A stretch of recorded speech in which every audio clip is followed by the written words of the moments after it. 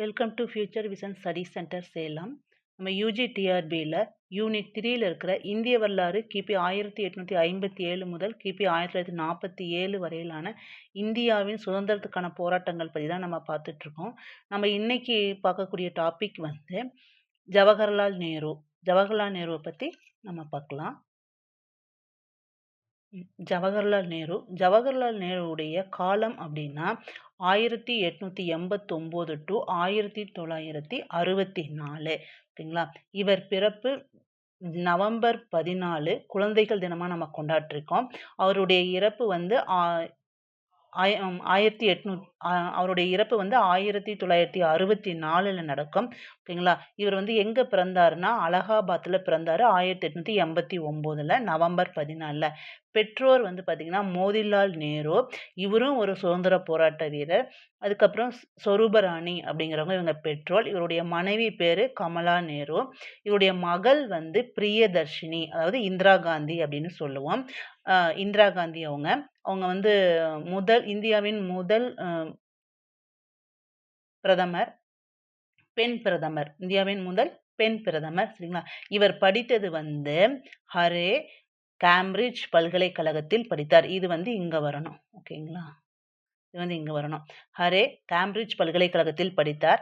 1912 வழக்கறிஞர் பட்டம் பெற்றார். வழக்கறிஞர் பட்டம் பெற்று 1912ஆம் ஆண்டிலேயே மும்பையில், அதாவது பம்பாயில், அப்போதைய பம்பாயில் இவர் வந்து வழக்கறிஞராக பணியாற்றினார். 1912ஆம் ஆண்டு காங்கிரஸ் மாநாட்டில் கலந்து கொண்டார். காங்கிரஸ்லேயே தொடக்கத்திலேயே இவர் அதில் ஈடுபாடு காட்டினார். ஏன்னா அவங்க அப்பா அதில் இருக்காரு. விடுதலை போராட்டத்தில் 9 முறை சிறை சென்று 9 ஆண்டுகள் சிறை தண்டனை பெற்றார். 9 ஆண்டுகள் சிறை தண்டனை பெற்றார். 1930 காங்கிரஸ் கட்சி அமைத்த தேசிய திட்டக்குழுவிற்கு தலைவரானார். 1930லேயே தேசிய திட்டக்குழுவிற்கு தலைவராக இருந்தார். இவர் வந்து காங்கிரஸ் தலைவராக இருந்த ஆண்டுகள் பாருங்க. காங்கிரஸ் ஐஎன்சியுடைய தலைவர்கள் இருந்த காலம் 1929, 1936, 1946, 1951 டு 1954 வரைக்கும் இவர் தலைவராக இருந்திருக்காரு. இவர் 1942 நடைபெற்ற ஆகஸ்ட் போராட்டத்தில் 1047 நாட்கள் சிறையில் இருந்தார். ஆகஸ்ட் போராட்டம் அப்படின்னா வெள்ளையனே வெளியேறு இயக்கத்துல. சரிங்களா. இந்தியா அக்டோபர் 30, 1945 ஐநா சபையில் உறுப்பினராக ஆனது. ஐநா சபையில் இந்தியா உறுப்பினரானது 1945 அக்டோபர் 30. ஐநா சபை தொடக்கம் வந்து அக்டோபர் 24, 1945. ஒரு 6 நாள்லயே வந்து இந்தியா அதில் உறுப்பினராக சேர்ந்தது. இவர் சுதந்திர இந்தியாவின் முதல் பிரதமர். 1947 முதல் 1964 வரை இருந்தார். இவர் வந்து கிட்டத்தட்ட 10 வருஷம் வந்து நேரு வந்து சிறையிலே தன்னுடைய நாட்களை கலந்தார். இவருடைய சிறையில் இருந்த நாட்கள் பாருங்க, 3262 நாட்கள் வந்து சிறையில் இருந்தார். ஓகேங்களா. அது தனது வாழ்நாளில் வந்து அதிகமான நாட்கள் வந்து இவர் இருந்தார் அப்படின்னு சொல்லுவாங்க. தன்னுடைய வாழ்நாளிலேயே வந்து அதாவது அதிகமாக தலைவர்கள் வந்து சிறையில் இருந்தாங்க இல்லையா, அது வந்து அதிகமான நாட்கள் இருந்தது வந்து நேரு தான் அப்படின்னு சொல்லுவாங்க. ஓகேங்களா. இந்தியா அக்டோபர் 30, 1945 ஐநா சபையில் உறுப்பினராகும். அவர் வந்து சுதந்திர இந்தியாவின் முதல் பிரதமராக 1947 டு 1964 இருந்திருப்பாரு. காந்தியடிகள் இவரை பற்றி கூறும்போது பளிங்கை போல பரிசுத்தமானவர். ஓகேங்களா. இவர் சந்தேகத்திற்கப்பாற்பட்ட நேர்மையாளர், பயமற்றவர், நிந்தனையற்ற ஓர் வீரர் ஆவார். இதெல்லாம் நேருவை பற்றி காந்திஜி கூறிய கூற்று. சரிங்களா. அப்புறம் இவருடைய சுரங்களில் தேசம் பாதுகாப்பாக இருக்கிறது அப்படின்னு காந்திஜி தான் சொல்லியிருப்பாரு. சுரங்களில் தேசம் பாதுகாப்பாக இருக்கிறது என காந்திஜி சொல்லியிருக்காரு. இந்தியா இப்போ வரைக்கும் இவ்வளவு அமைதியா உலக நாடுகள்ல ஒரு நல்ல மதிப்போடு இருக்கிறதுக்கு காரணம், அதாவது தோற்ற கருத்தா இதுக்கு எல்லாமே காரணம் நேருஜி தான். சரிங்களா. நேரு ஒரு சோசியலிசவாதி ஆவார். அவர் வந்து சோசியலிசவாதி. நேரு சகாப்தம் 1947 டு 1964 ஓகேங்களா? அதாவது இவர் வந்து சுதந்திரமான போது முதல் பிரதமர். அவர் இறக்கும் வரை அவர் பிரதமராக தான் இருந்தாரு. அப்போ 64 இதுவரைக்கும் வந்து அவருடைய காலம் அப்படின்னு சொல்லலாம். பிப்ரவரி 2, 1950 இந்திய பிரதமர் நேருவும், பாகிஸ்தான் பிரதமர் லியாத் அலி கானும் உடன்படிக்கை செய்து கொண்டனர். இது நேரு லியாகத் உடன்பாடு என அழைக்கப்பட்டது.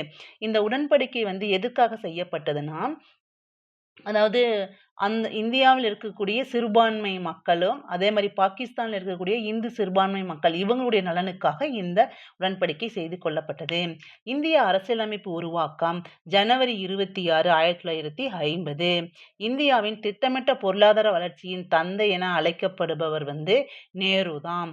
5 ஆண்டு திட்டத்தில தொடங்கி இந்தியாவுடைய வளர்ச்சிக்கு முதல் படி எடுத்துக் கொடுத்தவர் வந்து நேருஜி தான்.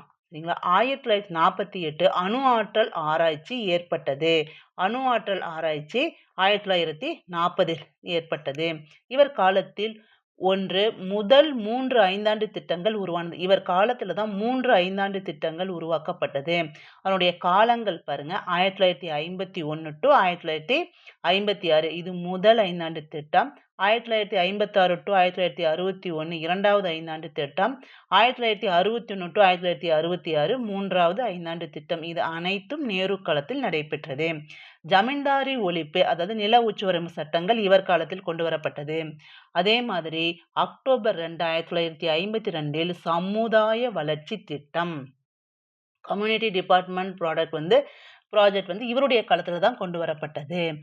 இது வந்து 5 திட்டம் தொடங்கிய உடனே இது கொண்டு வந்த திட்டம் இது. துர்காப்பூர், அதாவது வங்காளம், பிலாய் சத்தீஸ்கர், ரூர்கேலா ஒரிசா இரும்பு எஃகு தொழிற்சாலைகள் உருவாக்கப்பட்டது நேரு காலத்துல தான். அதே மாதிரி சிந்தரி தொழிற்சாலை, உர தொழிற்சாலை உருவாக்கமும் நேருடைய காலத்துல தான் கொண்டு வரப்பட்டது. 1956 மாநிலங்கள் மொழி வாரியாக சீரமைக்கப்பட்டன. நேரு மற்றும் பட்டேலினுடைய முயற்சியினால். சீனாவுடன் 1954 பஞ்சசீல கொள்கை உடன்பாடு செய்து கொள்ளப்பட்டது. எப்போ? 1954. 1955 பாண்டூங் மாநாட்டில் கலந்து கொண்டார். அணிசேரா நாடுகளின் மாநாடு பாண்டூங்கில் நடைபெற்றது. இதில் வந்து கலந்து கொண்டவர் வந்து நேரு. இவருடைய முயற்சியால் தான் அந்த பாண்டூங் மாநாடே நடந்தது அப்படின்னு சொல்லலாம். 1955 கொரியா போர் முடிவிற்கு வந்தது. கொரியா போர் முடிவுக்கு வந்தது 1955. அதற்கு ஓய்வு கமிஷன் தலைவராக இந்தியா நியமிக்கப்பட்டது. அதாவது அந்த கொரியா போருக்கு வந்து தீர்த்து வைக்கிறதுக்கு கமிஷன் தலைவராக இந்தியாவை சேர்ந்தவர்களால் நியமிக்கப்பட்டது. இந்தியர் நியமிக்கப்பட்டது. 1961 NAM உருவாக்கம் முதல் மாநாடு பெல்கிரேடில் நடந்தது. இதுல நேரு, நாசர், சுகர்னோ, டிட்டோ இவங்க எல்லாம் வந்து இதற்கு இந்த நாம் உருவாகுவதற்கான காரணம். அதில் நேருவுடைய பங்கு மிக முக்கியமானது. சரிங்களா? அமெரிக்கா கொலம்பியா பல்கலைக்கழகம் நேருவுக்கு சமாதான தூதர் என்ற பட்டம் கொடுத்து சிறப்பித்தது. சமாதான தூதர் என அழைக்கப்பட்டவர் நேருங்கிறது எல்லாருக்கும் தெரியும். அதை யாரு கொடுத்தாங்க அப்படின்னா, அமெரிக்க கொலம்பியா பல்கலைக்கழகம் நேருவுக்கு அளித்தது. அதுக்கப்புறம் வின்ஸ்டன் சர்ச்சில் நேருவை ஆசிய ஜோதி என அழைத்தார். யார் அளித்தாங்க? Winston Churchill. நேரு எழுதிய நூல்கள் பாருங்க. The glimpses of world history அப்படிங்கிறத எழுதினாரு. அதுக்கப்புறம் வந்து த டிஸ்கவரி ஆஃப் இந்தியா எழுதினாரு. ஆட்டோபயோகிராஃபி அப்படிங்கிறத எழுதினாரு. இவர் வந்து எத்தனை நாட்கள் சிறையில் இருந்தாரு?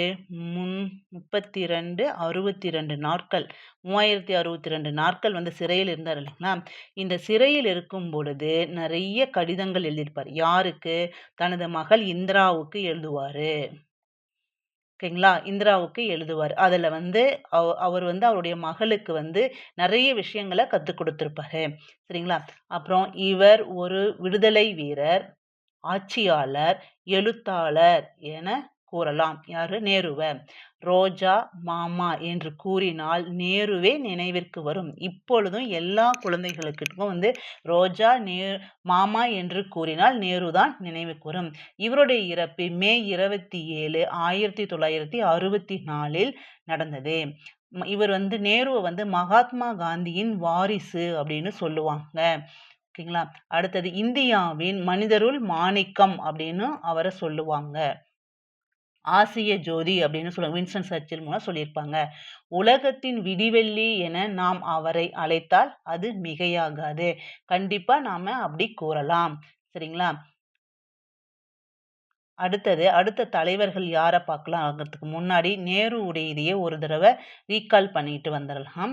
நேரு வந்து எப்ப பொறந்தாரு? அலகாபாத்ல 1889 நவம்பர் 14ல பிறந்தாரு.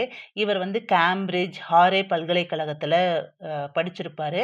1912ல வழக்கறிஞர் பட்டம் பெற்ற உடனேயே பம்பாயில வந்து வழக்கறிஞர் தொழிலை தொடங்குவாரு. அதே வருஷமே வந்து காங்கிரஸ் மாநாட்டின் தலைவராக இருந்தாரு. இவர் கிட்டத்தட்ட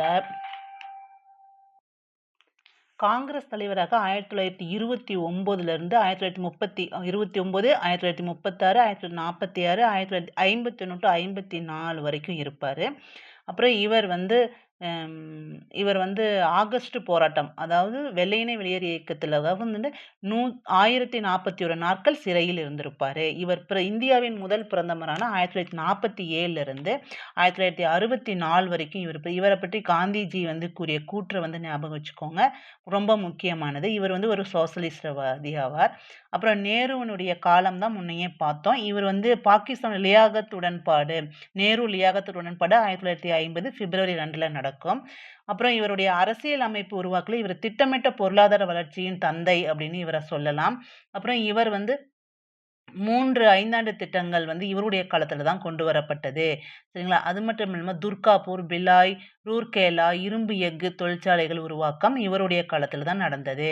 அது பாண்டும் மாநாடு, அது அணிசேரா நாடு இதெல்லாம் வந்து இவருடைய காலத்துல இவருடைய முயற்சியால் தான் நடைபெற்றது. இவருடைய நூல்கள் ரொம்ப ரொம்ப முக்கியம். அதுக்கப்புறம் வந்து இவருடைய இறப்பு, இவரை பத்தி யார் என்ன சொல்லியிருக்காங்க அப்படிங்கிறத பத்தி நம்ம நல்லா பார்த்துக்கணும். அடுத்த தலைவர் நம்ம கொஞ்சம் ஒரு சில தலைவர்களை பத்தி நம்ம பார்க்கலாம். இப்ப வந்து அன்னி பெசன்ட் அம்மையாரை பத்தி பார்க்கலாம். சரிங்களா. இவர் 1847 to 1933 இவருடைய காலம். அன்னி பெசன்ட் அம்மையார். இவர் வந்து அயர்லாந்து நாட்டு பெண்மணி. ஓகேங்களா. 1888ல் தியாசாபிக்கல் சங்கத்தின் உறுப்பினராக இங்கிலாந்தில் சேர்ந்தார். இந்த சங்கம் தொடங்கப்பட்டது நியூயார்க்ல 1875ல தொடங்கப்பட்டிருக்கும். இதனுடைய உறுப்பினராக 1888ல சேருவார். இந்த அன்னி பெசன்ட் இந்தியா வந்தது 1893ல இந்தியா வருவார். பகவத்கீதையை ஆங்கிலத்தில் இவர் மொழிபெயர்த்துள்ளார். பனாரஸ் மத்திய இந்து பள்ளி மற்றும் கல்லூரியை 1898ல் நிறுவினார். இந்த பனாரஸ் பல்கலைக்கழகம் தான் இந்து பள்ளி தான் பனாரஸ் பல்கலைக்கழகமாக மதன் மோகன் மாளவியா வந்து இதை மாத்துவார். சரிங்களா. இவர் வந்து அன்னி பெசன்ட் அம்மையார் வந்து 1907ல கர்னல் ஆல்காட் மறைவிற்கு பிறகு பிரம்மஞான சபையினுடைய தலைவராக மாறிடுவார். சரிங்களா. அடுத்தது 1914 காங்கிரஸில் சேருவார். எப்போ? 1914. 1916 லக்னோ ஐஎன்சி மாநாட்டில் காங்கிரசினை ஒருங்கிணைப்பார். அதாவது காங்கிரஸ் வந்து 1907ல மிதவாதிகள், தீவிரவாதிகள் என சூரத் மாநாட்டில் பிரிஞ்சிடும் இல்லைங்களா. அது வந்து 1916ல இணையும் வந்து லக்னோல. இந்த மாநாட்டில் தான் வந்து இதை இணைவதற்கு காரணமானவர் வந்து அன்னி பெசன்ட் அம்மையார். சரிங்களா. 1917ஆம் ஆண்டு இவர் கல்கத்தாவில் மாநாட்டின், அதாவது ஐஎன்சி மாநாட்டின் முதல் பெண் தலைவரா என்ற பெயரினை பெற்றார். முதல் அயர்லாந்து பெண்மணி, முதல் வெளிநாட்டு பெண்மணி வந்து ஐஎன்சி தலைவராக 1917ஆம் ஆண்டு.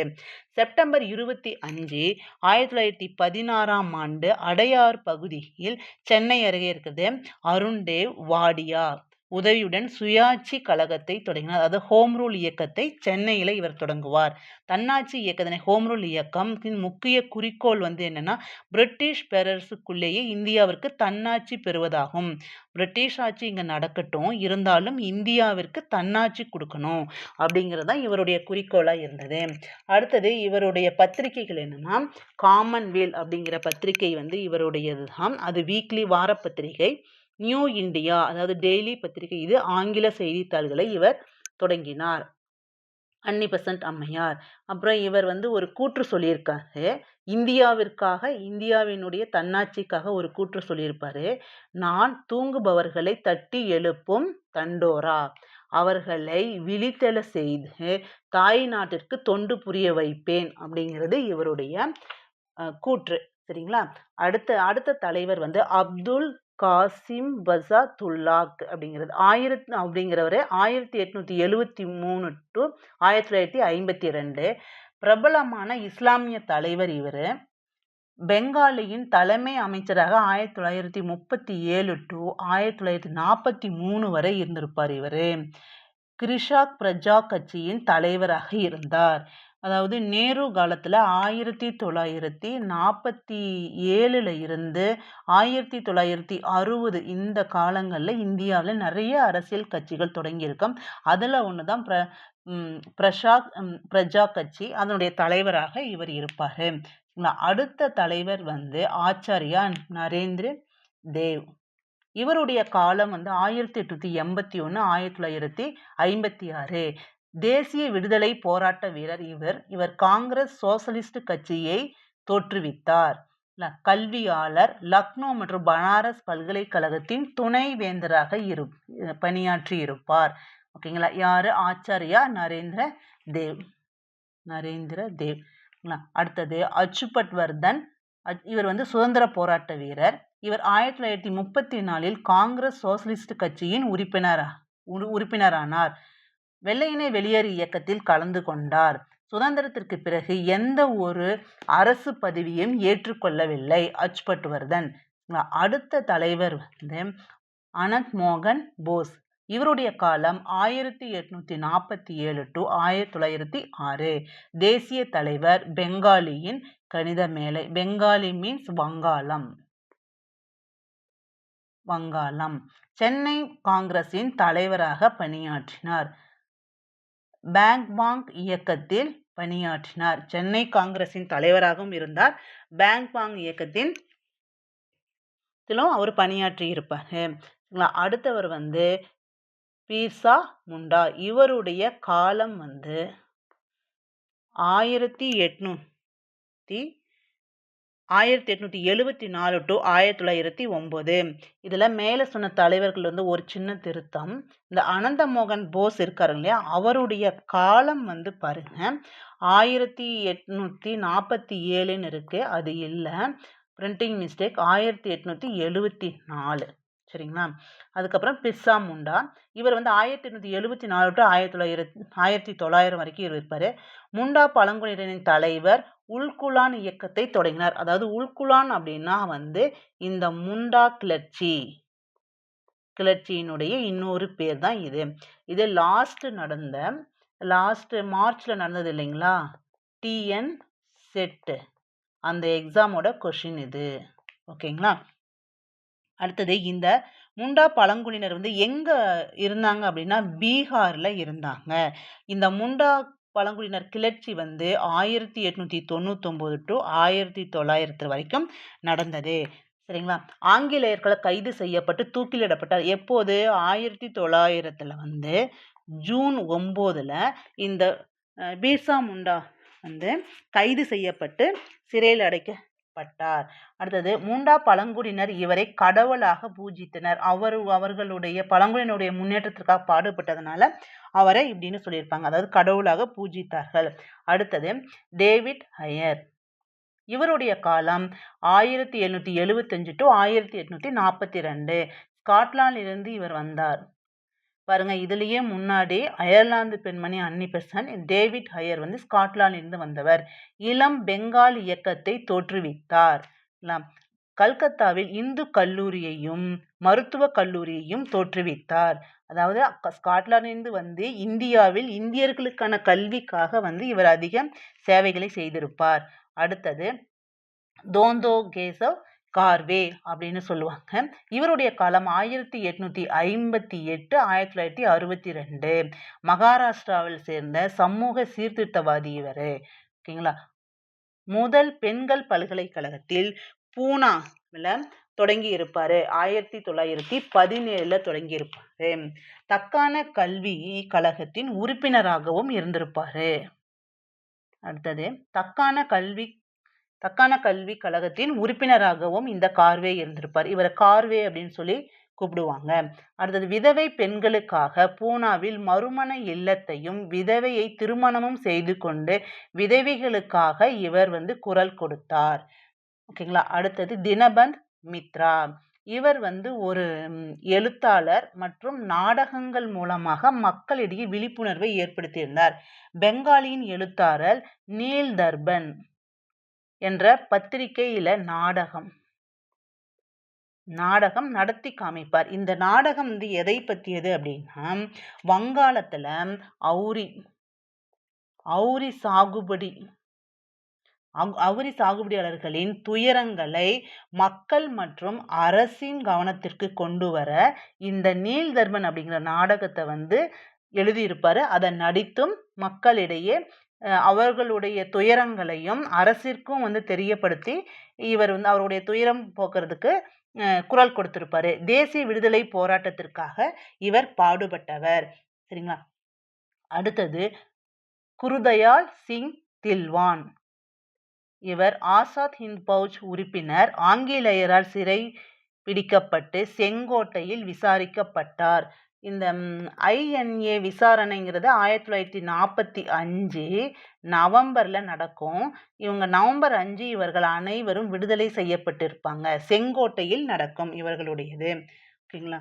அடுத்தது அடுத்த விடுதலை போராட்ட வீரர் அதாவது எழுத்தாளர் மற்றும் பெண்கள் விடுதலைக்காக பாடுபட்டவர் யாரு அப்படின்னா ஈஸ்வர சந்திர வித்யாசாகர். 1820 1891. சிறந்த எழுத்தாளர், சமூக சீர்திருத்தவாதி, விதவை மறுமணத்தை ஆதரித்தவர், குழந்தை திருமணத்தை எதிர்த்தவர். கல்கத்தா சமஸ்கிருத கல்லூரியின் முதல்வராகவும் இவர் இருந்திருக்காரு. ஓகேங்களா. இவரின் புகழை போற்றும் வகையில் வங்காளத்துல ஹூக்ளி அந்த இடத்துல இருக்கிற ஒரு பாலத்திற்கு வித்யாசாகர் பாலம் அப்படின்னு அதுக்கு பெயர் வச்சிருப்பாங்க. இவர் முயற்சியால் 1856 ஜூலைல இந்து திருமண சட்டம் கொண்டு வரப்பட்டது. இந்து திருமண சட்டம் எப்போ? 1856. குறிப்பா மந்த் சொன்னா ஜூலைல. அதற்கு காரணமானவர் ஈஸ்வர சந்திர வித்யாசாகர். அடுத்த போராட்ட வீரர் JB கிருபாலினி. தேசிய விடுதலை வீரர், காந்தியவாதி, நேருவுடன் கொள்கை ரீதியான முரண்பாடு கொண்டவர். இந்த தலைவர்களுக்குள்ள நிறைய கொள்கை ரீதியான முரண்பாடு இருக்கும். ஆனா இவருடைய நோக்கம் என்ன அப்படின்னா இந்தியாவிற்கு சுதந்திரம், இந்தியர்களுக்கு ஆங்கில ஆட்சியில் இடம் வேணும், அவங்களும் தங்களுடைய ஆட்சியில கலந்துக்கணும், ஆங்கிலேயர்களுடைய ஆட்சியில கலந்துக்கணும் அப்படிங்கிறது தான் இவருடைய ஒரே நோக்கமா இருக்கும். இந்திய அரசியலின் பீஷ்ம பிதாமகர் என புகழப்பட்டவர். இப்படி கூட கேட்கலாம். இந்திய அரசியலில் பீஷ்ம பிதாமகர் என புகழப்பட்டவர் யார்? JB கிருபாலினி. கந்தூரி வீரோசலிங்கம். இவரும் ஒரு பெண் சீர்திருத்தவாதி, பெண்களுக்காக போராடிய ஒரு தலைவர். ஆந்திராவின் சமூக சீர்திருத்தவாதி. இவருடைய காலம் லிங்க பந்துலுன்னு சொல்லுவாங்க.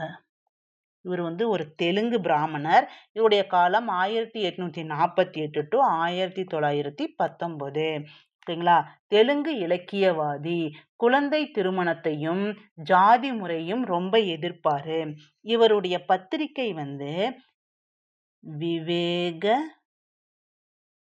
வேகவர்த்தினி. இது பெண்களின் முன்னேற்றத்திற்காக இவர் நடத்திய பத்திரிகை. பெண்களுக்காக ஒரு பள்ளியை 1874 தொடங்கியிருப்பார். விதவை மறுமணத்தை ஆதரித்தார். பெண்களின் முன்னேற்றத்திற்கு பாடுபட்ட தலைவர்களில் ரொம்ப முக்கியமானவர் இவரும். அடுத்தது மதன்லால் திங்ரா. இவர் ஒரு புரட்சியாளர்.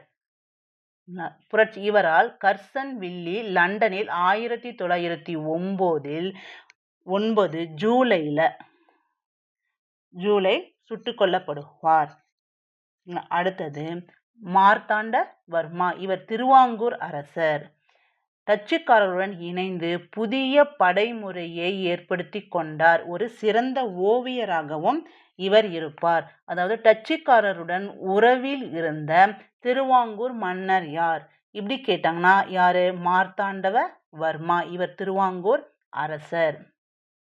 அடுத்தது மீராபென். மீராபென் அப்படிங்கிற பேர் காந்திஜி இவருக்கு கொடுத்தது.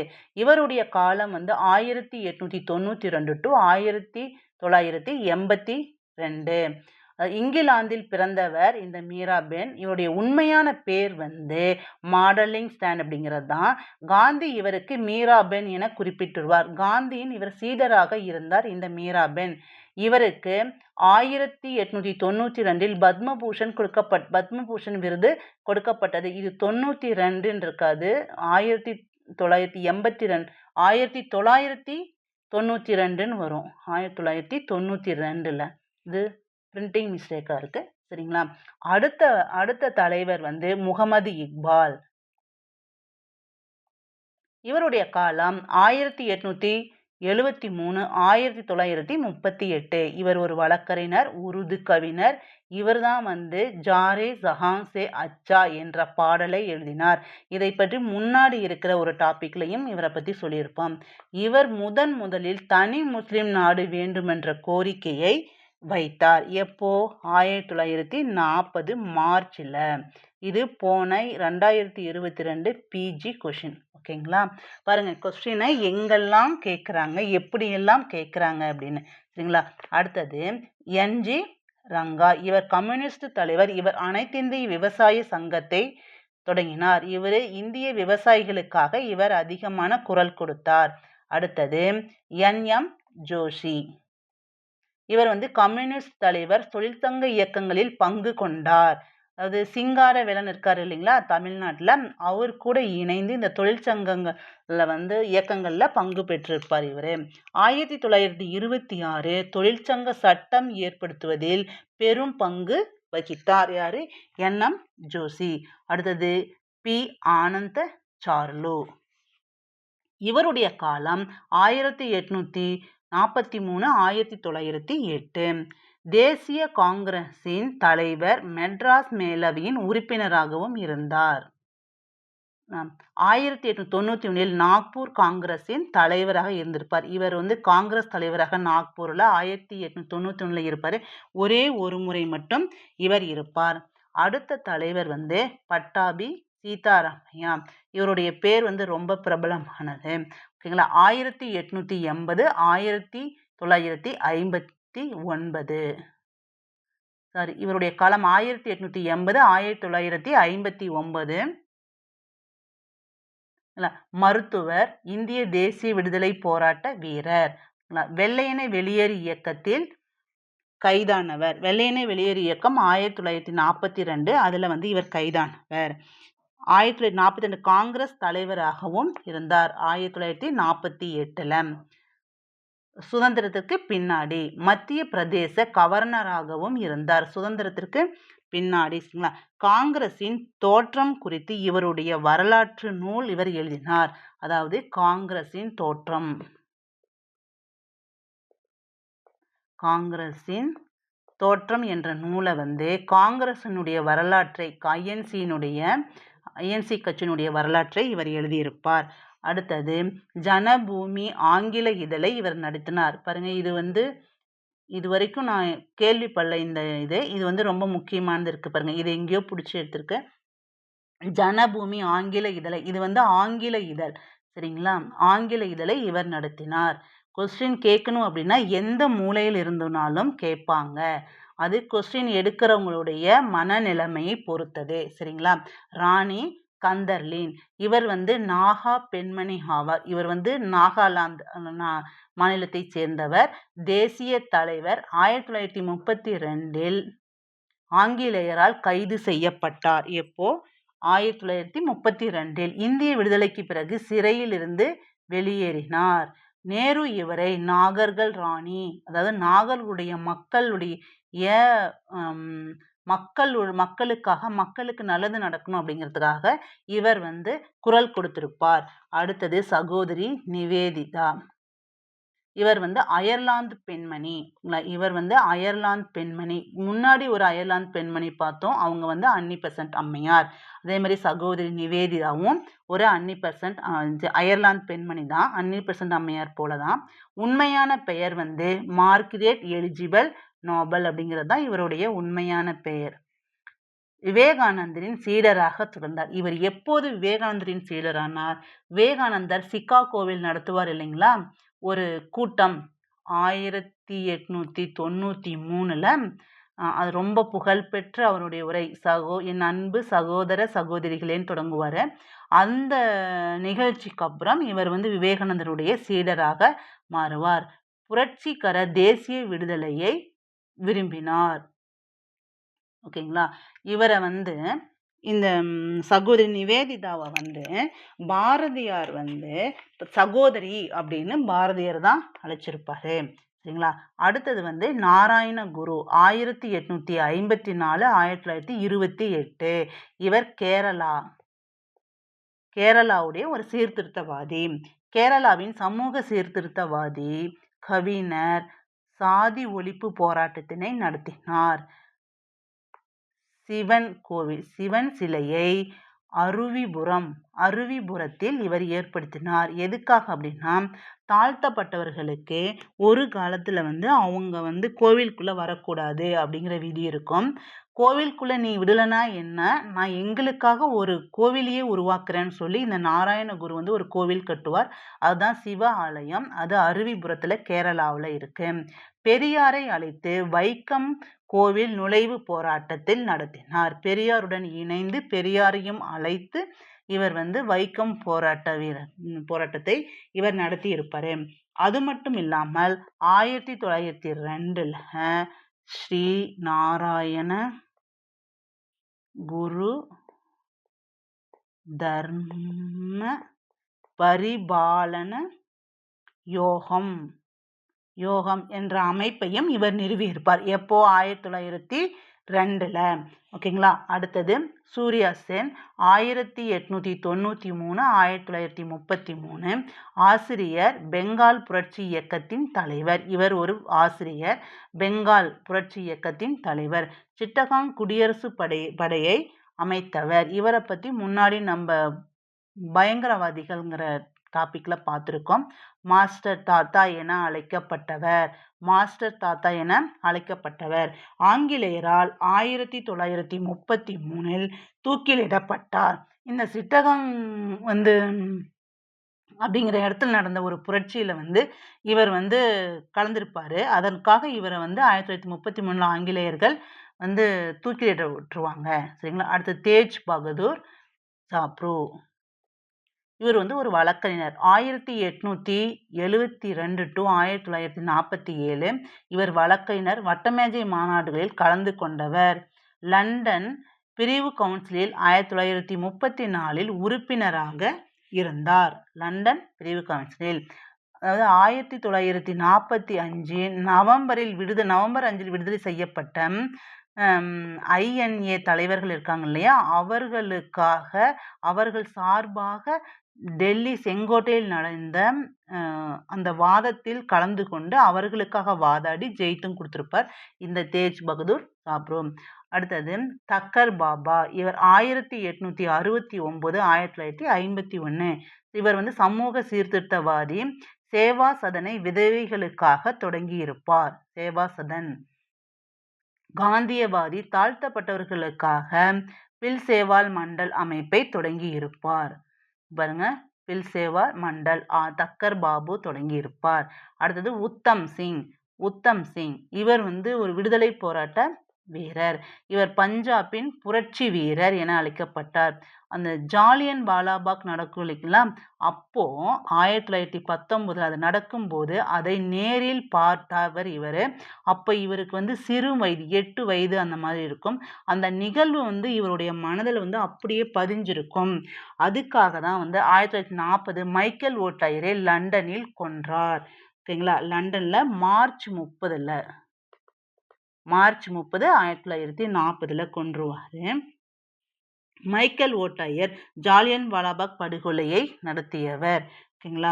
இதற்காக தான் இவர் வந்து இவர் கொன்னுட்டார் இல்லையா மைக்கேல் லுட்யர. அதனால 1940 மார்ச் 30ல அதுக்காக இவர் கைது செய்யப்பட்டு லண்டன்ல இருக்கக்கூடிய பெண்டோ வில்லோ சிறையில் அடைக்கப்பட்டு 1940ல வந்து இவ 1940 நவம்பர் வாக்குல இவர் வந்து தூக்கில் போட்டுருவாங்க. இவருடைய ஆசை என்ன அப்படின்னு சொல்லி ஆங்கில அரசு அல்லது இங்கிலாந்து அரசு கேட்கும். அதுக்கு இவர் என்ன தெரியுமா சொல்லுவாருங்க? அதாவது என்னுடைய உடலை வந்து இங்கிலாந்துல தான் புதைக்கணும். அதனுடைய நோக்கம் அது அவருடைய ஏன் அப்படி சொல்லியிருக்காரு அப்படின்னா, இவர் வந்து எங்களுடைய நாட்டை பிரிட்டிஷார் வந்து எத்தனை வருஷம் ஆண்டுட்டு இருக்காங்க. ஓகேங்களா? அவங்களுடைய நாடு போல சுதந்திரமா இருக்காங்க. சொந்த நாட்டுக்காரங்க நாங்க இந்தியர்கள் வந்து அடிமைகளா இருக்கோம். அதனால என்னுடைய உடல் ஒருத்தருடைய உடலாவது இந்த இந்தியாவுல இருக்கணும் அப்படிங்கிறதுக்காக இவர் வந்து தன்னுடைய கடைசி ஆசை எனது உடலை வந்து இங்கிலாந்திலேயே புதைக்க வேணும் அப்படின்னு சொல்லியிருப்பாரு. ஓகேங்களா? அடுத்தது இதை வந்து ஒரு ஸ்டோரி புக்ல நான் படிச்சது. சரிங்களா? வி.எஸ். சீனிவாச சாஸ்திரி 1869 1946 தேசிய தலைவர், இந்திய உழைப்பாளர் சங்கத்தின் உறுப்பினர். வட்டமேஜை மாநாட்டில் கலந்து கொண்டவர். அண்ணா பல்கலைக்கழகத்தின் துணைவேந்தராகவும் இவர் இருந்திருக்காரு. ஜாதி கொடுமைகளை எதிர்த்து போராடியவர் யாரு? சீனிவாச சாஸ்திரி. இவர் வந்து சென்னை மாகாணத்தைச் சேர்ந்தவர். ஓகேங்களா? அடுத்தது விநாயக் தாமோதர் சவார்கர் அல்லது வி.டி. சவார்கர். 1883 1966 பயங்கரவாத இயக்கத்தின் மகாராஷ்டிரா தலைவர். பயங்கரவாதம் அதிகமா இருந்தது வந்து வங்காளம் 1, 2வது வந்து மகாராஷ்டிரா.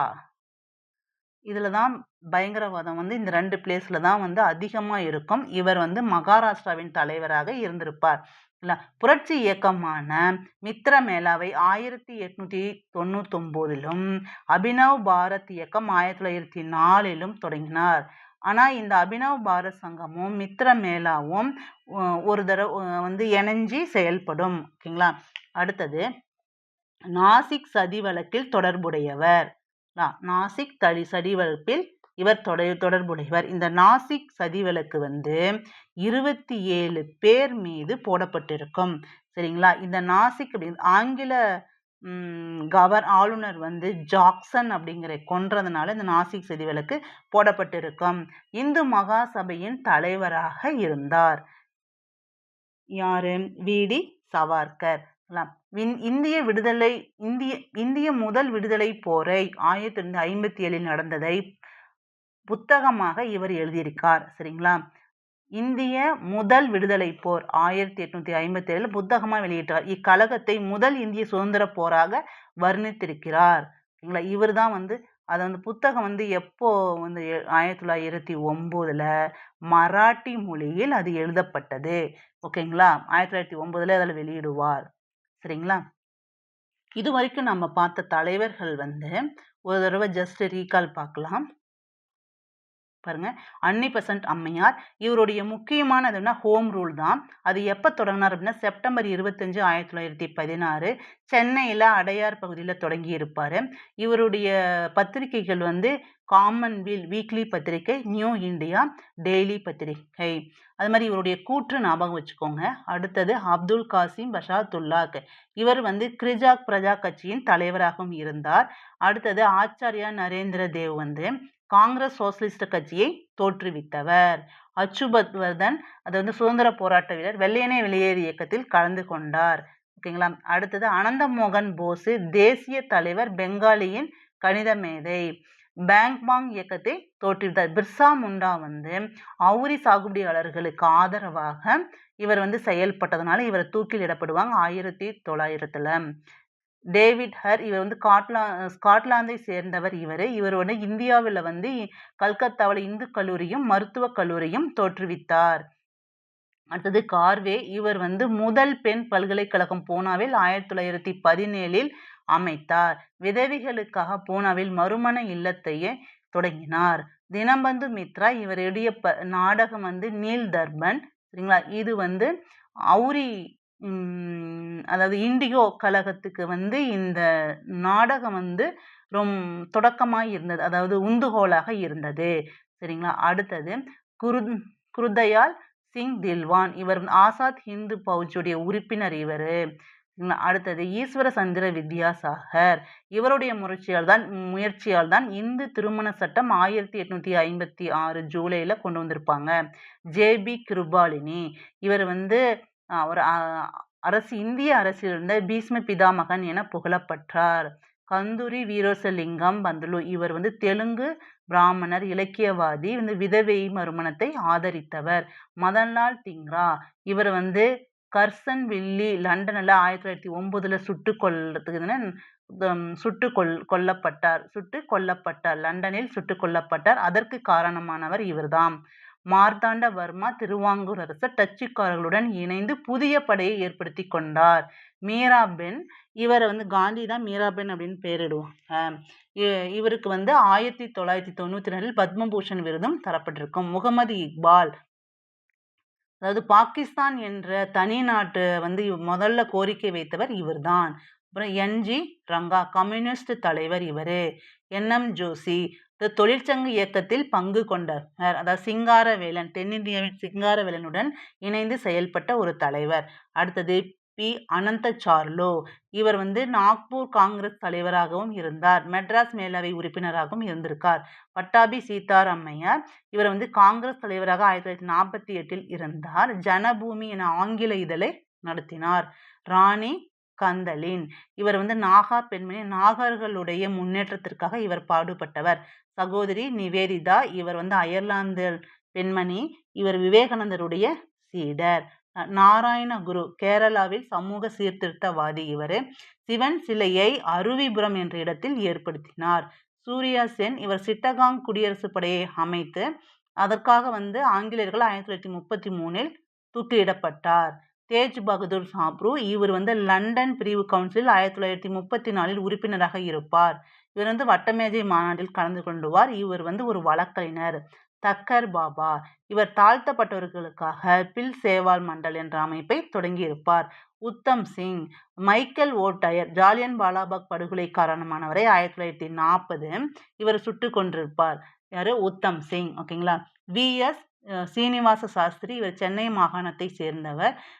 ஜாதி கொடுமைகளை எதிர்த்து போராடிய ஒரு தலைவர். விநாயக் தாமோதர் சவார்கர், அது வி.டி. சவார்கர், இவர் வந்து பயங்கரவாத இயக்கத்தில் மகாராஷ்டிராவின் தலைவர். இவர் வந்து நாசிக் சதி வழக்கில் தொடர்புடையவர். இவர் வந்து 1857 ஆண்டு புரட்சியை பெரும் கழகத்தை வந்து முதல் இந்திய சுதந்திர போர் அப்படின்னு வர்ணிச்சிருப்பார். அது மராட்டிய மொழியில் 1909 ஒரு நூலா இருக்கும். ஓகேங்களா. சரி, இதுக்கப்புறம் நாம் வந்து இந்திய விடுதலை போராட்டத்தின் முக்கிய நிகழ்வுகள், அப்புறம் 2000க்கு அப்புறம் வந்து நடந்த முக்கிய நிகழ்வுகளை பற்றி முன்ன 2 வீடியோவில் பார்க்கலாம். Okay, thank you. Future Vision Study Center, 2nd floor, AVK Maruti Plaza, opposite Hotel Lakshmi Prakash, SKS Hospital Road, New Bus Stand, Salem 4. For contact 90420 30163 and web address www.futurevision.ias.com.